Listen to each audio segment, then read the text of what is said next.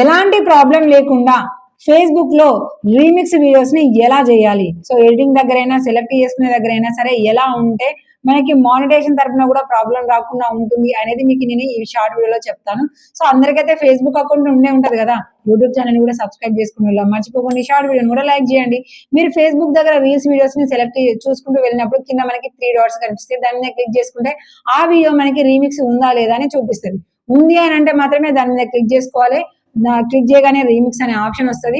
So మీరు with face without face చేయొచ్చు, మీరు వాయిస్ ఇస్తూ చేయొచ్చు, లేదంటే డైరెక్ట్ నా వాయిస్ కూడా మీరు అప్లోడ్ చేసుకోవడానికి ఎలిజిబిలిటీగా ఉంటుంది. కాకపోతే ఇక్కడ క్లారిటీ ఏంటి అంటే విత్ ఫేస్ తోనైతే అక్కడ ఆడియో మీరు సెలెక్ట్ చేసుకోవడం బంద్ చేసుకోవడం అనేటివి ఇలాంటివి డిఫరెంట్ కాన్సెప్ట్ అనేది ఉంటుంది.